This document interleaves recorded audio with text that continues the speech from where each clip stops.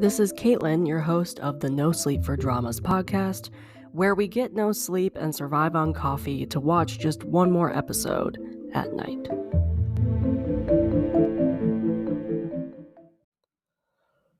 We are back with another episode, and we are concluding our coverage of The Boyfriend, which is a Netflix Japanese dating reality show that ended this past week. And because we've been covering this show on the podcast, we covered episodes 1 through 6. We needed to do a final review and discuss the final thoughts, or my final thoughts on this show. But first, let me introduce the show again. Unless you've been living under a rock, you probably have heard of this show. It's a Japanese dating reality show that's airing on Netflix. Well, it's aired on Netflix. You can now watch the entire thing. It's 10 episodes long. I hope you guys check this out. Whether it's you check it out because you were interested in it due to the episodes that I've covered this show on, or you just are listening to this final review and need somebody to tell you to to watch this show. I'm telling you to watch this show, basically. This Japanese dating show is a gem and just very special. I loved every second of it. I have a lot of opinions, and I know a lot of other people who watched it had opinions too. And I just hope everybody checks it out. Especially if you already like reality TV, whether that's like the trashy cliche reality television from the US where I'm from, or like other Asian reality shows that you might have seen, or even variety shows. Also, if you're like a romance lover, you would love this, along with a lot of the other Asian dating shows in general. I'm like so obsessed with these though. I wish we got one like every month, which I know is like not plausible. I think we're lucky to get 3 or 4 a year, which I think we've only gotten one like Asian dating show this year. I could be wrong though. I have not really been paying attention, but I also love to binge these, so I normally watch these as they air because I like hate waiting for next episode. So The Boyfriend was really hard. So if you did not know, I did 2 podcast episodes previously recapping the first 6 episodes, so you can go check those out now. Also, if you have not seen this show, I'm going to give you a quick synopsis. Basically, a group of 9 men live together in a house over a course of a month. They run a coffee truck together and they get to know each other. They go on dates. So they all come hoping to find like a romantic connection and to have a boyfriend by the end of the show. That's essentially the synopsis.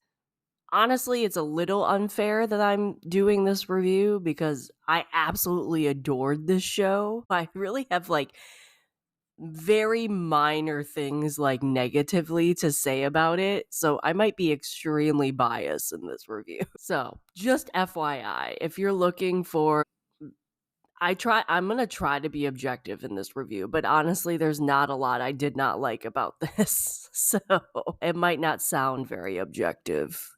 Let's just say that. And also, if you've never watched like an Asian dating reality show, if you have, you would be used to this setup. Like this setup of like people living together in a house and trying to find a romantic connection isn't new. I've seen it in other shows. They just may make like a little tweak here and there. Like I've heard this is really similar to His Man. I'm a lover of Heart Signal. This is really similar to Heart Signal as well.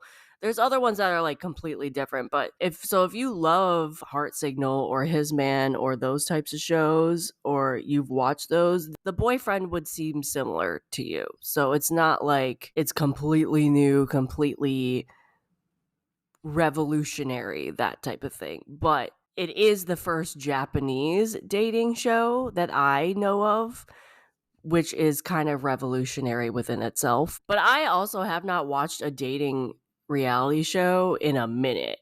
So this show premiered right when I needed it, because I try to watch these types of shows at least twice a year, I would say. I try to watch at least 2 a year, and I've been slacking this year. So, of course, I became obsessed with this show. I was really invested in the people and the possible couples coming out of it. Overall, though, I just wanted everyone to have a good experience. And that's all I ever want from these shows, that they have a good experience. They might find romance, might not. They become friends by the end. So that's really all I normally want from these types of shows. And that's the same with The Boyfriend. But Boyfriend definitely took us on a emotional roller coaster ride, I'll tell you that. It wasn't as dramatic as some of the other like Heart Signal seasons I've seen. Or apparently the new His Man season. I heard the new His Man season is pretty dramatic, but I could be wrong on that.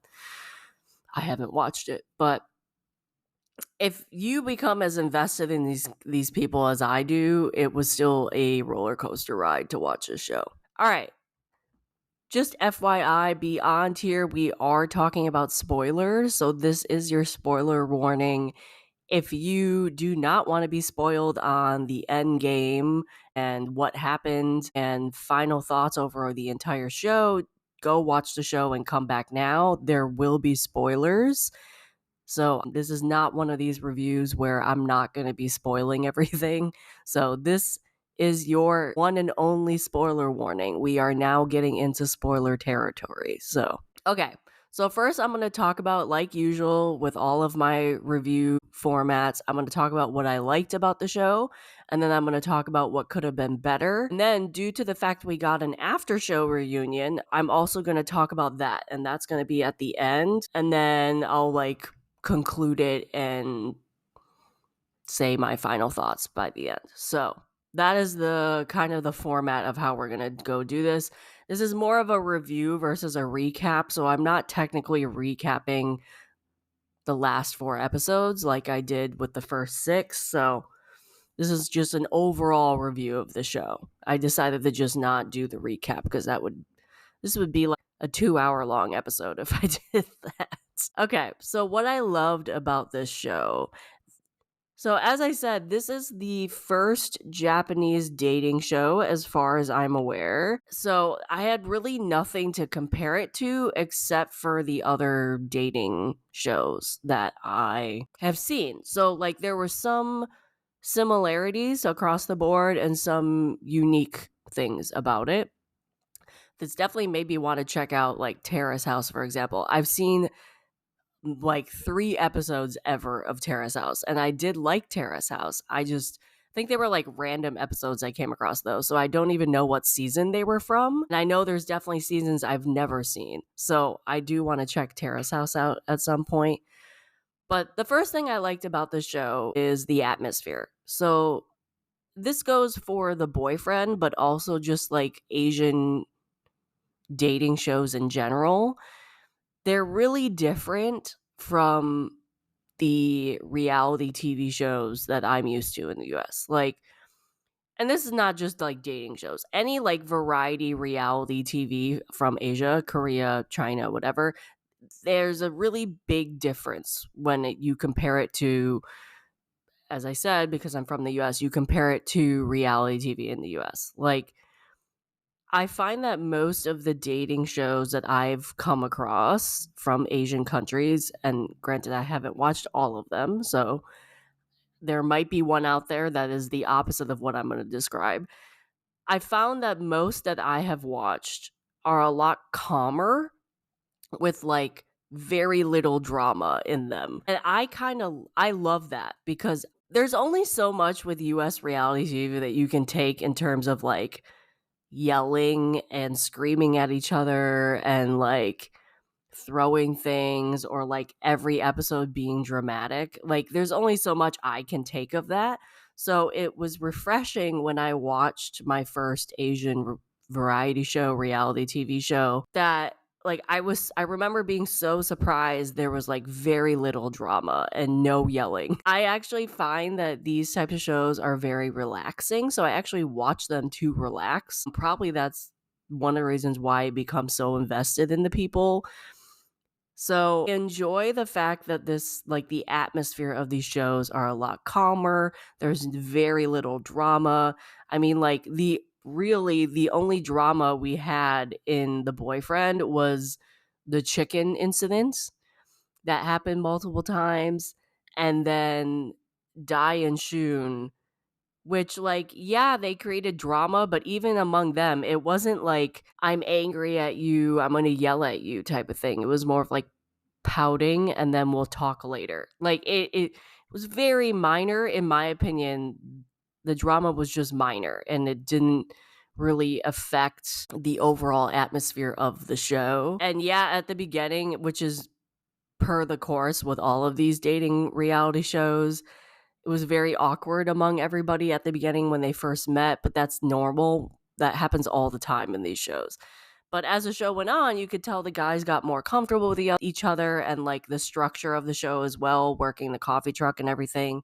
So I just love the atmosphere that was created with this show in general. And then also, I love how this show was shot, like the cinematography and what they chose put into the show. I just love that. I loved how they cut the scenes. I loved the sweeping by the oceanside shots. Like, it was a really pretty show to watch. I mean, granted, all the guys in the house was also very pretty to look at too. So but yeah, it was just the cinematography, how it was shot, the atmosphere of the show, everything kind of helped with the calmness of this show overall, which I love. And you can get that with other Asian dating shows as well. Another thing I liked about the show, I wrote groundbreaking. So apparently this is the first Japanese LGBTQ plus dating show ever. Uh and I know I've said this in other episodes covering The Boyfriend. Like, I've been to Japan for vacation. I've never lived there. So like, I have the perspective of somebody from vacation there, not living there, so I can't speak on all of, like, what is it like to be gay in Japan. I can't speak on that because I literally went to the quote unquote gay part of Tokyo for one night to go out, and it was in an international bar. Like, I'm not trying to claim that I know the scene and everything like that. But from what I hear, from what I've read, from what I've heard from my friends who do live there, like, it's pretty groundbreaking for this show to be produced, and like for Japan to produce this show, because it's not the first gay reality show we've seen from an Asian country, but definitely the first one from that I know of from Japan. Japan is known to not have a very same-sex friendly environment. They kind of like tolerate it, but put it in a corner or hide it under a rug. Like, so to have this made and be a Japanese dating show is a lot. And then on top of that, granted, I have not watched any other gay dating show from Asia. You not only have gay men on the show, but you have bisexual men on the show, which, in my opinion, is kind of groundbreaking within itself, because might be introducing the people who have never heard of bisexual. I'm sure there are people out there, probably, or maybe I've never seen a gay dating show that had bisexuals on it. It either was like, you're gay or it's a heterosexual dating show. But again, I don't watch a ton of these. This is my first LGBTQ plus dating show. So there might be one out there like on His Man or something that is bisexual. I've never watched it. But for me, to have not only gay men but also bisexual men on this show seemed a little groundbreaking to me, because there's just not a lot of exposure with that type of stuff. So kind of just to have this as a Japanese dating show and it be gay was cool. I thought it was cool. It was really neat. I hope that a lot of people watch this and there's a lot of positive feedback for this show. All right, so the next thing is the guys. Like, of course, we had to talk about the guys. I thought this was a great group of guys. You got a range of ages, personalities, occupations, and you got this group of 9 men who you essentially rooted for by the end. Yeah, they like aggravated us sometimes with their decisions or their lack of communication. But overall, I think all of us can agree we just wanted them to be happy by the end of the show. I know I did. And I know like everybody had their favorites, I myself included, but I think there was enough variety in the group that you definitely clung on or was attracted to one and rooted for them primarily. I know I did. I had a couple that I really wanted to see be happy by the end of the show. But overall, I rooted for basically the entire group of the guys. And I loved watching this group of guys. Like, they generally got to know each other and supported each other through the show. Yeah, they might have been like rivals in a way if they were going after the same guy, but it was refreshing to see. Like, I'll talk about this a little later, but it was refreshing. Whereas in American reality TV, at least ones I've seen, like if somebody was going after the same person, girl or guy, there would be arguments, there would be fights, they might even become physical fights. Like it was a lot of drama. Here, like you would have people be rejected and they'd be like, okay, I get it, I understand, and they move on. Or you have people who like maybe secretly like the person, but then have another person confide in them and say, hey, I really like this guy. And the person who's secretly liking the same person was like, they supported them. They heard him out. They gave him advice, or they didn't give him advice if they didn't want them. Like it was an interesting take because while they were sort of competing against each other for other people in the house, they also were supporting each other in terms of having difficult conversations and giving advice, or like being rejected but still having to live in the house together for another 2 weeks or something. And so they had to figure out this relationship when they were rejected. Like generally they seem to really want to support people and have people be happy by the end of the show, which I loved. There were some really great conversations that came out of that. And then you had the different personalities on the show also kept it interesting because you had people who were very outgoing, like Alan, for example, or you had people who were a little more reserved, like Kazuto. Um, and so I got curious of like who would become a couple, who would become friends, and it was interesting to see how that played out by the end of the show. And there were definitely people who ended up friends or even ended up going on a date that I did not picture ever getting together whatsoever. And they even talked about this on the reunion episode that is on YouTube. I think multiple people said this in a certain way that if they had not lived in this house for a month and a half, would never have become friends. Like they never would have met, they never would have like even fathomed being friends if it wasn't for this show. Which I think is great because I think we've even seen from the reunion show like they've been posting Instagram stuff together. They've been like they hang out and they have hung out since the show. I think they said the show filmed last year, so it took about a year for it to air. I could be wrong on that. Um so it's cool to see that they, even if they didn't hook up romantically or become a couple or even like went on a date in the house, they came out as friends in general. And for the audience member, like these guys were relatable, they were charismatic, you wanted to get to know them and root for them. Like we learned about the guys' backgrounds and personal stories, which also allowed us to connect to them. I think it just, as for me, I was really invested in these guys, especially after they had these more personal conversations and revealed more of their background, because then you could relate to something that they said or relate to a common background and then root for them. So I just thought the show did a really good job picking the group of guys and picking a wide variety and a wide array of personality, ages, occupations, things that didn't pigeonhole anybody into a corner, or you didn't like the audience member could connect with somebody. So I thought it was just a good choice of guys to be on the show. Next up, as I said, the setup, if you've seen other dating reality shows, like, it's not new. I personally like this type of setup for a show because you're still relaxing in the house with little work, but you also are working. So we had multiple guys that had to actually go to their job or go on work trips.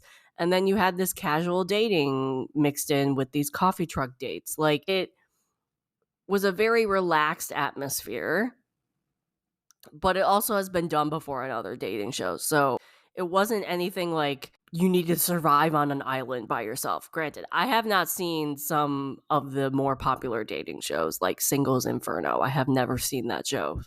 I want to, but I haven't. So this made it in what I think, like, the structure and the setup of the show made it relatable because we as audience members could relate to the conversations or relate to what was going on in the house or relate to this person going and working on the coffee truck.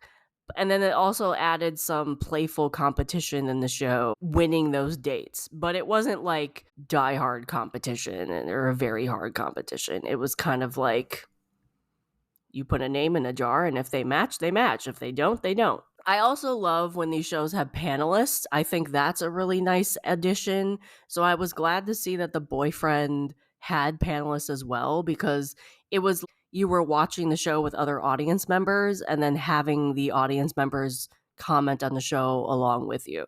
So I always like when these shows have panelists. I know other ones don't.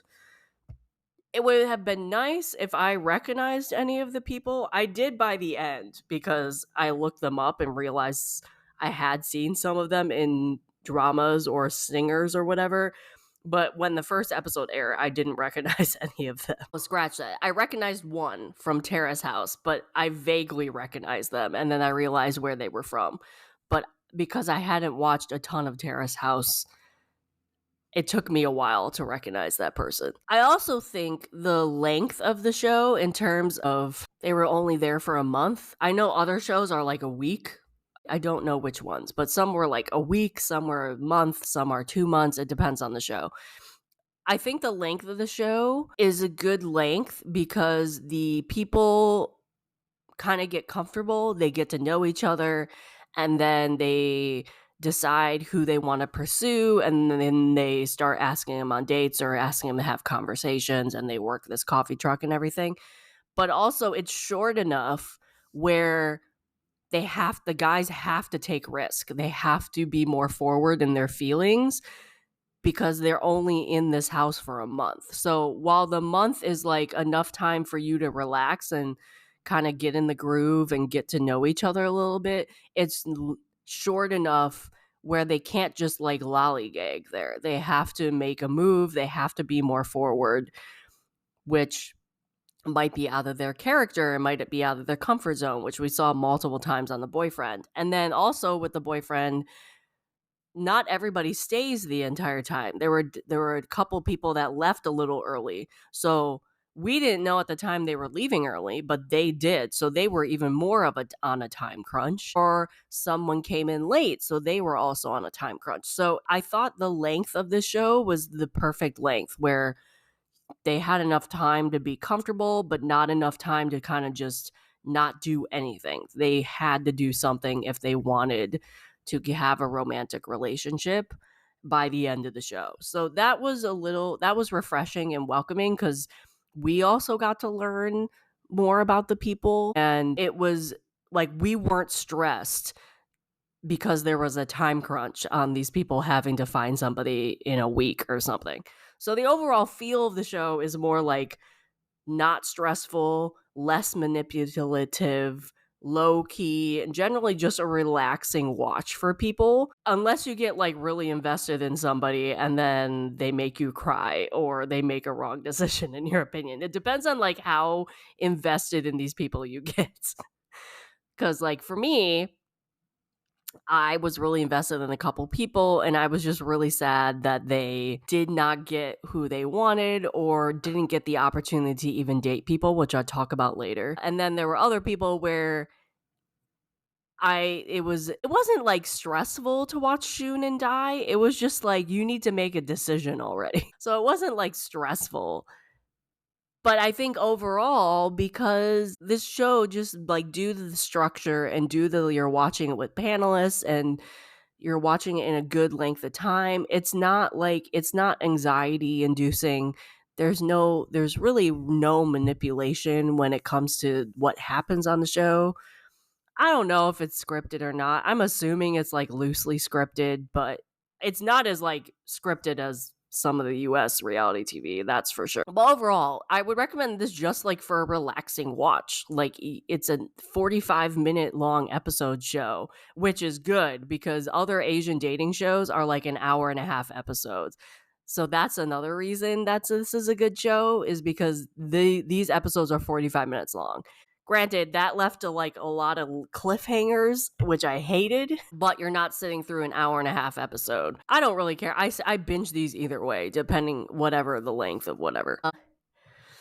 Another thing I liked about the show is for somebody who's like never watched an Asian dating show, the show could be eye-opening, especially if you've never watched a J-drama before, because you get a little bit of like the Japanese culture within the show. You get to see bit of the guys' jobs and lifestyles. You get to see like the social culture in Japan a little bit. There's like an age hierarchy that you see played out in the guys' interactions sometimes, especially during like the quote unquote arguments. Like with the chicken incident, Dai is one of the younger members in the house, but he's taking care of finances, whereas Usak is one of the oldest members in the house. So you got these little interviews of Dai being like, I can't tell this guy to not buy chicken. Like, he's older than me. So for people who have never seen like a J drama or even an Asian drama or have never dealt with that age hierarchy before, that could be like eye opening. But also with these arguments, like the guys resolved it with no shouting and just conversation. Like they didn't want issues in the house. They wanted to resolve them comfortably. Even when the like later on when Shun and Dai were having an quote unquote argument, Ikuyo kind of like tries to put everybody together to have this conversation in the living room. Dai gets angry and then Ikuyo gets mad, but really Ikuyo was like trying to resolve the issue because everybody was feeling uncomfortable. So I think it's an interesting look into Japanese culture. It's a very superficial look, obviously. You just learn a little in and out of Japanese culture, and especially the social culture. Like, people don't directly communicate all the time. So the fact that these guys had to be more forward and direct in terms of, I like you, I want to go on dates, that was really out of the comfort zone for them, and also out of the comfort zone of the social culture there. But also, the Japanese social culture led to less drama because it either was discussed and resolved as a community, or just them two separately, or not discussed at all and kind of just brushed under the rug. So it's just like, if you've never seen a J drama, because this happens all the time in J dramas, this entire social hierarchy and social conversations. Granted, those are J dramas versus reality dating shows, so there might be a little more dramatic, obviously. But I just thought this was a little look into Japanese culture that you might not have ever seen or be used to seeing, or I don't know, never seen this part of Japanese culture. I just thought it was cool. I thought it was an interesting look into like a little window into the culture. Not that I really know much. I'm not trying to say this was all the culture, obviously, but it was just gave little windows into conversations and Japanese culture points that you normally wouldn't get in a J drama, or you might get in a J drama, but you've never seen one, so you don't know any of this stuff. Granted, age hierarchy is nothing new. There's obviously in other Asian cultures and Asian countries that still exists, but the whole not being forward and not really trying not to have like altercations or arguments, that's a really Japanese culture type of thing to do. So I thought that was an interesting look into that. And it was just also just interesting to see how these people interacted. Like, you put them in a house and they're used to the Japanese social culture, but then they're only there for a month. So you have people who are not used to it, like Alan. Alan grew up in Brazil, so he did not grow up in Japanese social culture. Or you have people who, like Dai, who kind of were against the grain of Japanese social culture, dealing with people who, or like Taeyun lived in Korea. Like it was interesting to see the people who were really ingrained in the Japanese culture versus the people who had grown up elsewhere or were going against the grain, and then they all lived in this house together.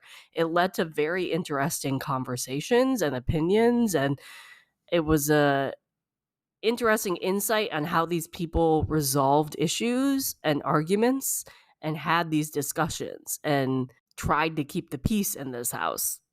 Because overall, there was not a lot of drama in this house. There wasn't a lot of instances where you had to keep the peace, really. So when that did come up, I just found that fascinating on how they resolve these issues. Because it with American reality TV, you never would have been able to resolve the issues like they did in this show at all. All right, so the next thing that I thought was great about The Boyfriend, which I've talked about before, is the friendship. Like, yes, there was pressure to find like a love connection and romantic connection in the show, but at the same time, there really wasn't.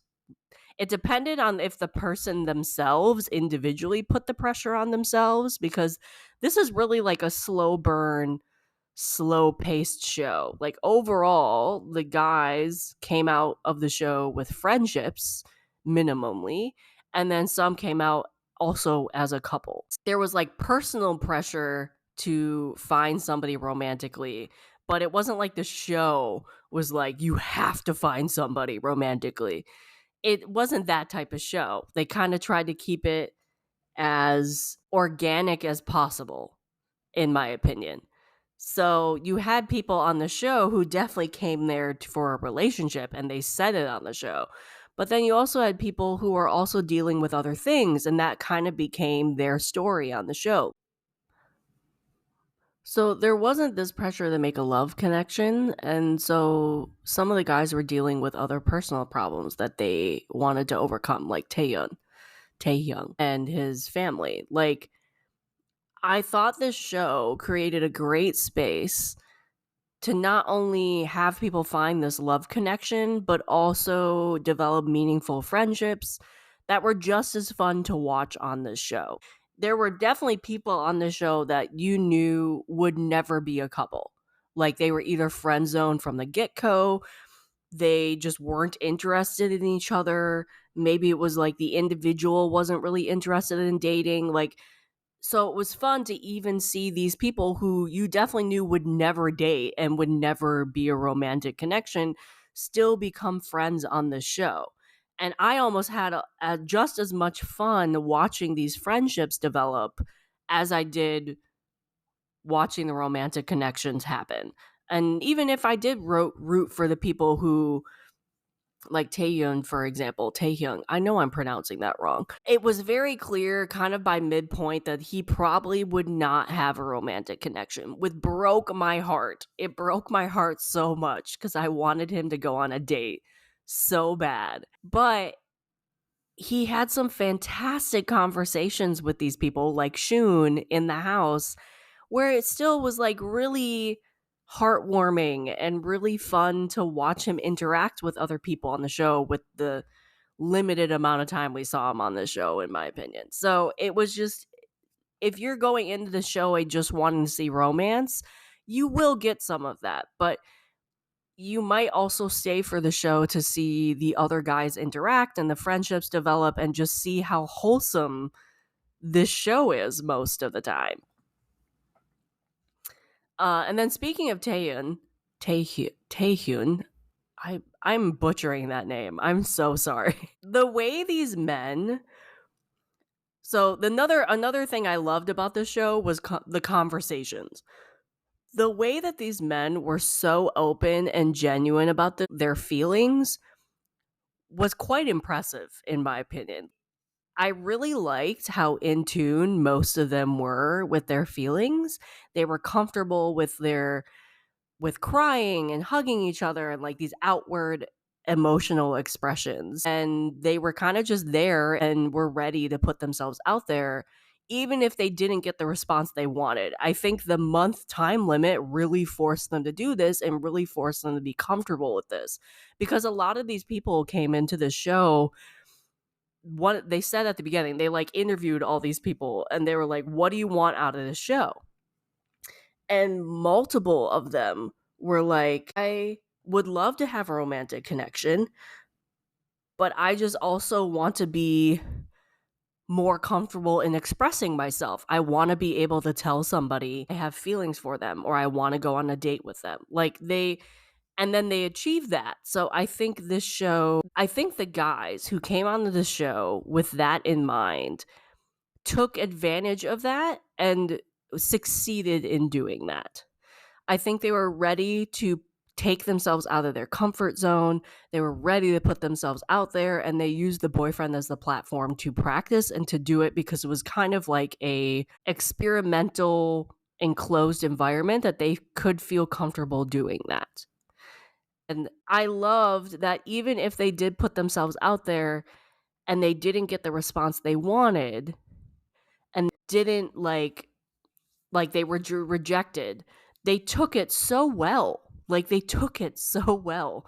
And then even if the person who if for example, if I was Usak and I walked up to another person and I was like, "Hey, I like you."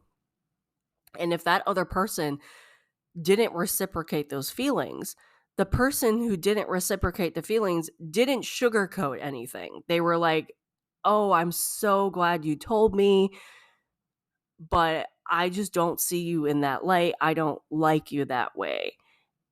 And so it created this atmosphere of like some amazing and comforting conversations where we as audience members could like learn from this and be like, okay, so if I wanted to approach somebody, this might be a good strategy, or this might be a good response if somebody came to me. Like these guys thanked the other guy for their honesty and then said that the feelings weren't there. And even on like the reunion show on YouTube, the guys acknowledged that they still remember some of these things that were said in the conversations. Like multiple of them said like, "Oh my God, conversations I had with Alan, I still remember that. I still remember what he said." It's just like these regular people feel seen by watching other regular people have normal conversations on TV. Like these conversations did not seem scripted. They were kind of reactionary. So, and maybe they were scripted. I don't know. But for me, I did not find that a lot of the normal organic conversations in the show seemed very scripted. And I always liked that, because if a show is really overly scripted, I can tell. I just don't. It seems like superficial. It seems fishy. It seems like not genuine. But these conversations in the show really seemed genuine and really seemed like they were coming from a place where they wanted to make sure the other person was okay with being rejected, or they wanted to make sure they understood that like, hey, I like you, and that's why I'm being so forward. Like, I need you to understand I want to go on a date with you.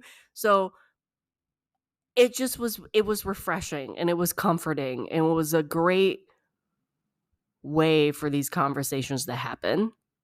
And then I also think these guys left the green room, the house that they lived in, after having like reflected on themselves and their lives. They left with like a confidence and a better sense of self, because they kind of got that practice within the house of having these more forward conversations and being more direct. And so, and yeah, a lot of them said, that's what I wanted to do in this house. I wanted to learn how to do that in this house.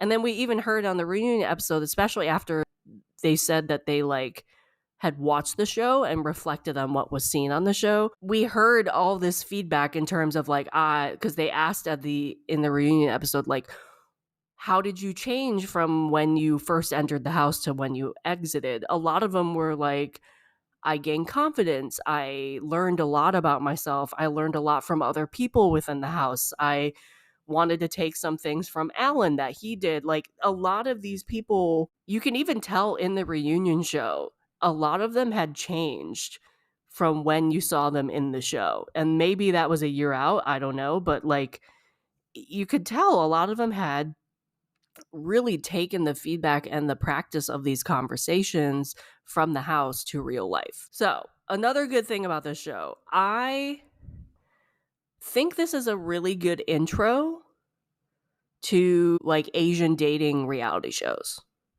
Like it's a good way to like dip your toes into it and see if you like it. One, it's on a major streaming platform. Like maybe some people don't know what Viki is or IGE or any of those other shows. So the fact that this is on Netflix, a lot of people might click play, not even have ever heard of the fact that there's a Japanese dating reality show out there. There's a couple on Netflix you can watch, but this one, they might have clicked this one first. But I think this is the kind of the perfect show to like introduce people to this like genre because it has like relatable guys, easy digestible format, does not have a lot of drama. It's calm, relaxing. I just hope a lot more people check out this show now that it's over, but then also because they like this show, check out other dating reality shows because they're just fun. They're really fun. I love them, which is why I'm doing this series. And lastly, what I love about the show is the OSTs. I have to give a quick shout out to the OSTs. Like, I think two of the major songs in the show, maybe all three, but I think two of the major songs were from a band called Glen Check. Korean band, I want to say. I have not stopped listening to that artist since this show aired. I never would have found that artist without this show. So I'm grateful to this show for introducing me to the artist because that intro song has been in my head since I started this show. Okay, so moving on, that was like the positive stuff I wanted to talk about the show. Moving on to something I think could have been better. I really think, and I understand why this has happened. One of the things I wrote is more screen time for people left in the house. On other podcast episodes of the show, I said that I wish we had gotten more screen time for people who were in the house while the guys were at the coffee truck. And I know like the coffee truck was acting as like sort of a date, so I understand why that got more screen time, but there was so much to do in the house, like the pool and the sauna, and like there was a grill. Like, I really, with these types of shows, what I love is just to see people doing everyday things together, like cooking together or relaxing together, watching a movie. I don't know. I felt like the screen time was very disproportionate. A lot of the time was spent with the coffee truck, which I understand why. I just wish, like, did people just stay in the house? Because I know there were some people like going to work and everything, but was everybody else just going to work and then the two people were in the coffee truck? I don't know. I wish we had gotten more screen time for the people who were in the house. I just wanted to see more of the things that were going on in the house, especially because some of my favorite moments of the show is like the more quieter moments that we got from the house, or like the one-on-one conversations that they were having within the house. So I just wish we had gotten more screen time of things happening in the house, especially when the people were working during the coffee truck. Speaking of screen time, also, and I know I've mentioned this on the other two podcast episodes, this show really showed Dai and Shun a lot, which I understand why. They were like one of the first early couples. They had a lot of quote unquote drama around them, a lot of conversations around them. Obviously, they would be a main focal point, but I just wish some of the quieter people had more screen time and more chances to go on dates or to meet people or whatever. And maybe they just did go with the flow. Maybe it was because some of the other people just worked too much and weren't around the house that much, or there was just not opportunities that they got to talk to people. So they kind of were left on the cutting room floor, that type of thing. I kind of just wish it was not the Dai and Shun show. Might be a little biased because most of my favorites were the quieter people, so I will acknowledge that.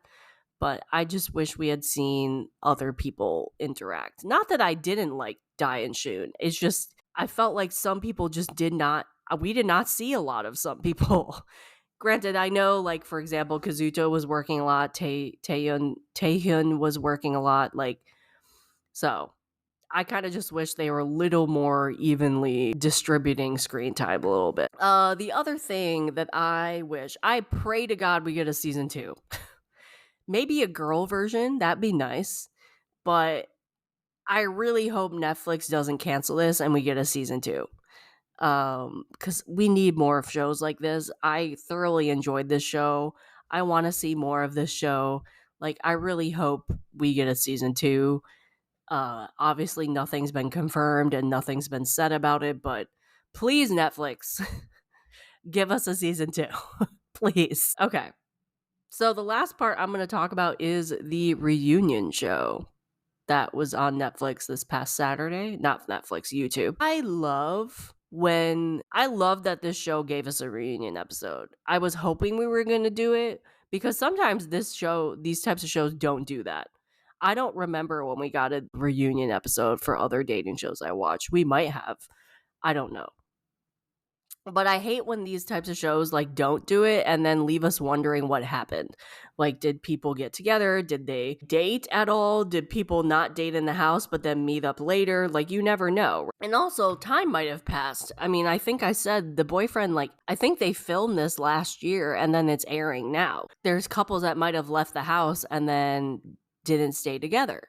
So I'm really glad that we got a reunion show. I really hope if we get more seasons or more shows like this, they do reunion episodes more, because we don't get closure or confirmation or anything if we don't get a reunion episode. And I wish that would be more like standard practice when it comes to this type of show once the original show is over. Because it was just fun getting updates on everybody and like where they were in life and how this show changed their life, you know? So, speaking of the reunion show, of course, we have to talk about the two couples that left the house, Dai and Shun, and then Kazuto and Alan left sort of as a couple as well. They weren't as like cemented as a couple as Dai and Shun, but they left together. So Dai Shun, I actually, honest to God, I was surprised these two were still together. Granted, I will say I wasn't the biggest fan of them together during the show. I was not surprised they stayed together by the end of the show, though. I mean, I said this in my other episodes. I wish they had gone and dated other people, but they were just going to be that couple that stayed the entire time. I was not surprised they left the show together. I was kind of quite surprised they were still together, though, because I just didn't see, I guess opposites attract, really. I mean, I'm happy for them though. It seems like on the reunion episode, there was like a sense of maturity with both of them, especially Shun, that we did not see on the show.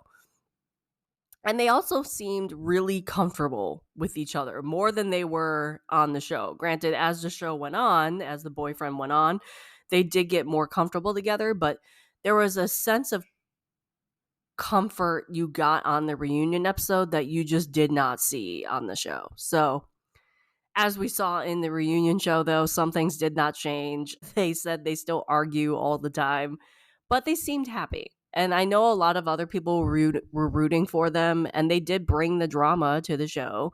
But they were cute together. They were. It was cute how they announced they were still together. It was cute how they had said like they lived together.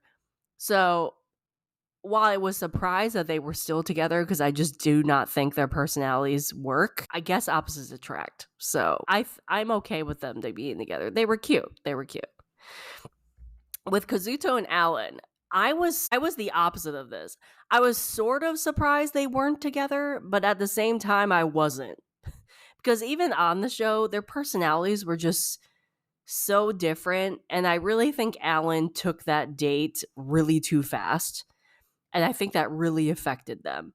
It is really good to see, though, that they are great friends. I mean, they're clearly still comfortable together, but they just established they can't date. They don't want to date. So I was glad to see at least they were like best friends, and they confirmed that on the reunion show.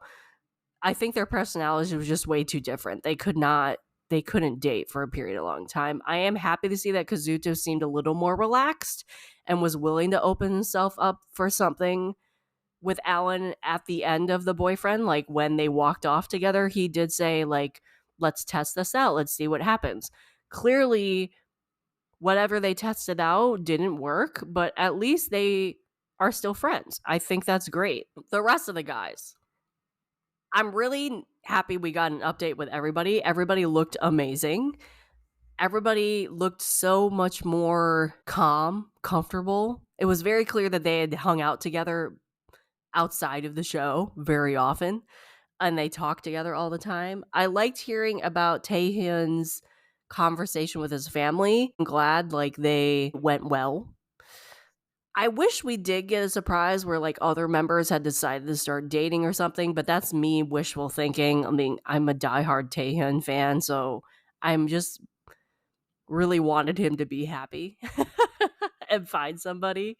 So that was me like wishful thinking, but it was funny hearing Taehyun's explanation from the show and how he became this like friend and father figure of with advice on the show because he came off like very wise on the show and the reunion, like just more mature than everybody else. He was one of the older people in the show. I just laughed at his explanation of like, I didn't realize this was going to be me, but then I became the friend and father figure who gave out all the advice. So I laughed at that a little bit. And then I also loved hearing everybody's impressions and thoughts from the show and like how they were embarrassed by some things after watching it. Like Gensei and Ryota were like, I was too harsh with you. Like Ryota was like, oh, that was so mean. Or Gensei was like, the embarrassing part was me not touching the pedals on the cart. It was, I loved hearing their thoughts and opinions about the show.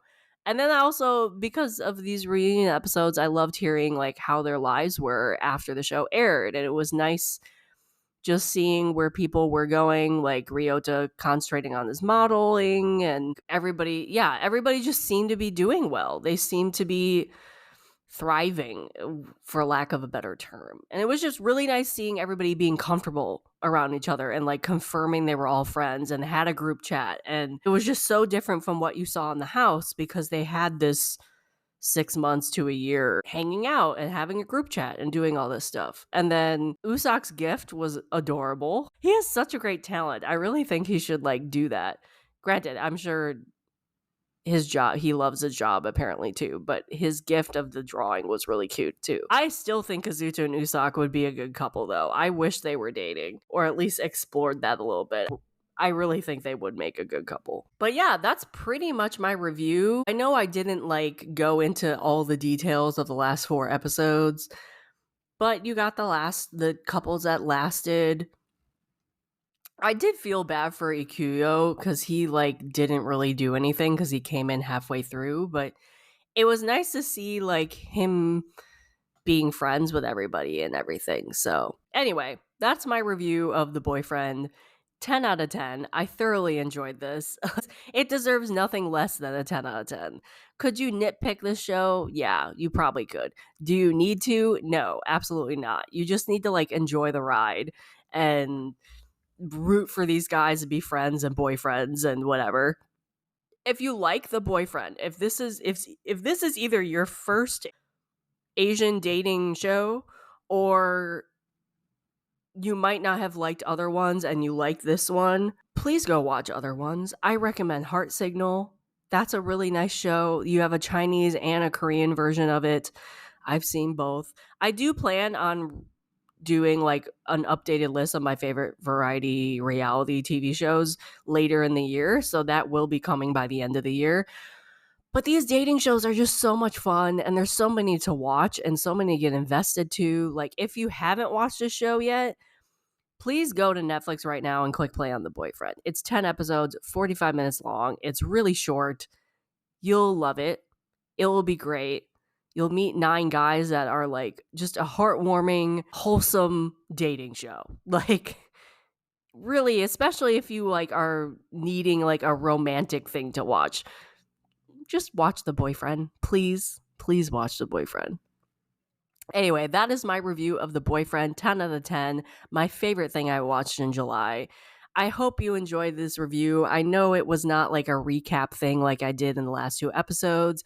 If you want to hear my recap of the first 6 episodes of this show, please go back and listen to the boyfriend recap episodes that I did on my podcast, and you can listen to my thoughts and not critiques, but thoughts and opinions of the first 6 episodes of this show. But yeah, did you watch The Boyfriend? Did you like The Boyfriend? Are you going to watch The Boyfriend now that you listened to my review? Let me know what you think about this show. I want to talk dating reality shows with you guys because I love them so much. I really need to click play on another one. Every time I watch this type of show, I want to watch more.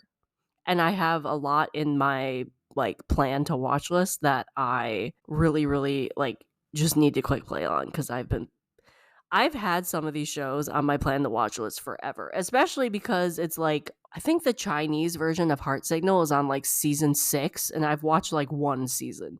So they also get away from you, especially if they produce a season every couple years. I know I was complaining at the beginning of this episode where I wish there was one that came out every month or something. I would never be able to catch up with any of them. That's for sure. But it would give me more to watch. But again, at the same time, you have Heart Signal that have 7 seasons of this show. And I have yet to click play on more than one of those seasons. But yeah, that is my review. That is my review of The Boyfriend. I will be back shortly talking about another dating reality show. I hope not even a dating reality show. I'm going to talk about another Asian reality show in general soon. But 10 out of 10, loved it. That's my review. Let me know what your thoughts and opinions are on this episode, as well as The Boyfriend. If you go and watch The Boyfriend after listening to this, please message me and let me know what you think. Thank you. If you want to continue the conversations about dramas that were started in this episode, you can find me on Instagram, TikTok, and Twitter under the username No Sleep for Dramas. That is No Sleep, the number 4 dramas, just like in the title of the podcast. This podcast is also an expansion of my blog, so you can visit my blog at www.nosleep4dramas.com, the number 4 dramas.com, and find multiple years of blog posts already available at your fingertips. All links are in the description of this episode.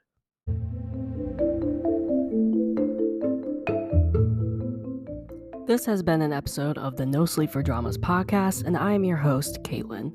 I will see you here next time, and I hope you get no sleep chasing the next episode just like me. Good night.